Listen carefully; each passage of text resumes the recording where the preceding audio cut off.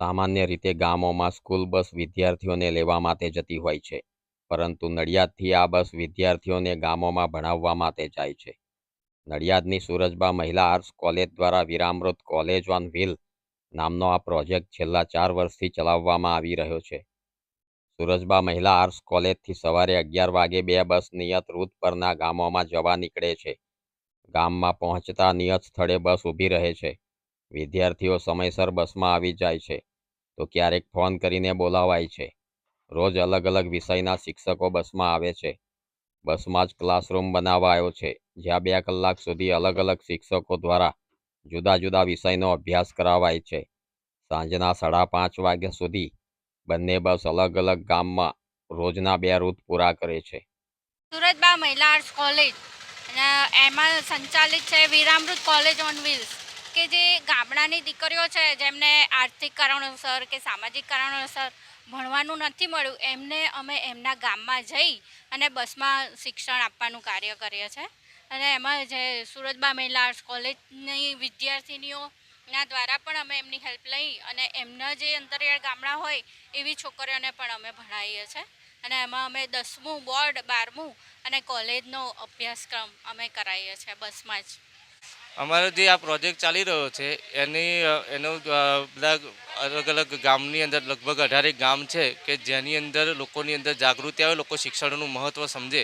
એટલા માટે અમે દરેક ગામડાઓમાં જઈને એક ઓરિએન્ટેશન નામનો પ્રોગ્રામ કરીએ છીએ કે જેની અંદર ગામના આગેવાનો જેમ કે સરપંચ છે, તલાટી છે, આરોગ્ય કેન્દ્રના જે સભ્યો છે તથા આંગણવાડી બહેનો છે એમને બોલાવીને એક કાર્યક્રમ કરીએ છીએ કે જેની અંદર અમારી સ્કૂલમાં અમારી જે બસમાં ભણતી વિદ્યાર્થીઓ છે એની સાથે સાથે એમના જે મા બાપ છે, આજુબાજુના જે અગ્રણીઓ છે એમને બોલાવીને છોકરીઓનું સન્માન કરીએ છીએ, ચોપડા વિતરણ કરીએ છીએ અને એ ભણવામાં રસ રુચિ કેળવે અને ભણતર બાબતે એમની જે જાગૃતિ કેળવાય એ માટેનો એક આખો કાર્યક્રમ કરીએ છીએ. એના માટે અલગ અલગ ગામોમાં જેમ કે દૂધની ડેરી છે, પંચાયત છે, એવી જગ્યાએ મોટા બેનરો પણ લગાવીએ છીએ.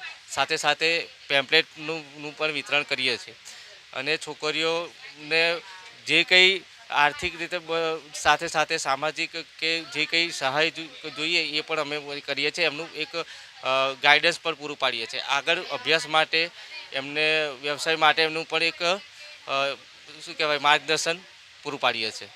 શિક્ષકો આ અનોખા અભિયાનનો હિસ્સો બની ગર્વ અનુભવતા ઉત્સાહ અને ખંતથી વિદ્યાર્થીઓને ભણાવે છે. સુરજબા મહિલા આર્ટ્સ કોલેજ દ્વારા કોલેજ ઓન વ્હીલ પ્રોજેક્ટ હેઠળ હાલ જિલ્લાના 18 જેટલા ગામોમાં 2 બસ દ્વારા જરૂરિયાતમંદ વિદ્યાર્થિનીઓને શિક્ષણ આપવામાં આવી રહ્યું છે, જેમાં 450 ઉપરાંત વિદ્યાર્થિનીઓ એસએસસી, એચએસસી બોર્ડ તેમજ કોલેજનું શિક્ષણ મેળવી રહી છે. 10માંથી અટકી ગઈ હતી, ભણવા નથી જતી. મારી બેન નાની એક છે, મનબુદ્ધિની છે, અમે 3 બહેનો છે, તો એને લઈને કંઈ બી જવાય એવું હતું જ નહીં. મારે ઘરની બહુ બધી જવાબદારીઓ હતી, એટલા માટે હું અહીંયા બસની મને ખબર પડી એટલે હું અહીંયા આગળ ભણવા માટે આવું છું અને મેં બસમાં 10મું પાસ કર્યું છે. અને એના શિક્ષકો એટલા સરસ છે, જ્યારે બી બસ આવે ત્યારે અમને ફોન કરે છે સામેથી અને અમે અહીંયા ભણવા માટે આવીએ છીએ. જ્યારે બી બસ આવે 2 વાગે આવે છે કે 3 વાગે આવે છે તો અમને ફોન કરે ને અમે અહીંયા ભણવા માટે આવીએ છીએ અને બહુ જ સારું શિક્ષણ અમને મળે છે. અને સાહેબો અહીંયા આગળ સાહેબો મેડમ અમને ભણાવે છે. બે અઠવાડિયામાં 2 વાર બસ આવે છે અલગ અલગ અને અલગ અલગ સબ્જેક્ટ અમને ભણાવે છે. પહેલાં 10મું પાસ કર્યું બસમાં જ અને હવે 12માની તૈયારી ચાલુ છે. 10મામાં ઘેર અટકી રહી છું, તે 10મું પાસ કરીને 12મા હું કોલેજની તૈયારી કરું છું. શુક્રવાર ને મંગળવાર બસ આવે છે, સાહેબનો ફોન આવે છે. બરોબર. શિક્ષણના વ્યાપક પ્રસાર વચ્ચે પણ હાલ ગ્રામ્ય વિસ્તારની ઘણી યુવતીઓ વિવિધ કારણોસર સ્કૂલ કે કોલેજ જઈ શકતી ન હોવાથી શિક્ષણથી વંચિત રહી જાય છે. ત્યારે આવી યુવતીઓને ઘર આંગણે શિક્ષણ આપવા માટે સુરજબા મહિલા આર્ટ્સ કોલેજ દ્વારા મુંબઈની ફાર્મા કંપની પાસેથી CSR ફંડ મેળવી આ પ્રોજેક્ટ ચાલુ કરવામાં આવ્યો છે. ખેડા જિલ્લાની અંતરિયાળ ગામડાની કોલેજમાં ભણતી દીકરીઓ માટે તો આ આશીર્વાદરૂપ વિચાર છે. આ વિચાર બી જ એવો છે કે મૂળ તો આ અમારી જે મહિલા કોલેજ છે જે નડિયાદમાં આવેલી છે એમાં બહુ ગામડાની દીકરીઓ ભણવા આવે ત્યારે દીકરીઓને અમે પૂછીએ તો એના ઘરમાં, એના પડોશમાં, એના કુટુંબમાં, પરિવારમાં બહુ દીકરીઓ એવી હોય કે જે ભણતી ન હોય. વત્તા અમે પણ એની તપાસ કરવા જઈએ ત્યારે જાણવા મળે કે ગામડામાં હજુ પણ બહેનો માટેના ઉચ્ચ શિક્ષણના ખ્યાલો બહુ નબળા છે. 10મા 12મા સુધી ભણાવે એમાં પણ અધવચ્ચે ઉઠી જાય અને નહીં ભણવાના મુખ્ય કારણોમાં એકલા પૈસા નથી હોતા. આર્થિક સંકળામણ તો ખરી જ, આર્થિક મુશ્કેલી ગરીબાઈ તો ખરી, પણ એ ઉપરાંત સામાજિક કારણો બહુ હોય છે, ઇન્ફ્રાસ્ટ્રક્ચરના કારણો બહુ હોય છે. ખેતરના શેડે રહેતા હોય તો બસ સુધી પહોંચી ન શકે. એટલે અમને વિચાર આવ્યો કે જે બહેનો કોલેજ અથવા સ્કૂલ સુધી જઈ નથી શકતી એને ભણાવવા શું કરવું જોઈએ. આ વિચાર એટલા માટે આવ્યો કે અમારા દ્રષ્ટિવંત પૂર્વ અધ્યક્ષ જે હમણાં જ દેવ પામ્યા 1.5 વર્ષ પહેલાં, કુલિનચંદ્ર યાજ્ઞિક, ગુજરાતના જાણીતા શિક્ષણવિદ, એમણે આ વિચાર આપ્યો હતો કે જો કોઈ પણ પરિવારને, કોઈ પણ સમાજને, કુટુંબને ઉપર ઉઠાવવું હોય, એની પ્રગતિ કરાવવી હોય તો એ ઘરની સ્ત્રી ભણેલી હોવી જોઈએ. બાળ ઉછેર સ્ત્રી કરે છે, પુરુષ નહીં. ઘરમાં જો સ્ત્રી ભણેલી હશે તો બાળકને નાનપણથી ભણવાના અને ભણાવવાના સંસ્કાર આપી શકશે અને તો એ કુટુંબ ઉપર આવે.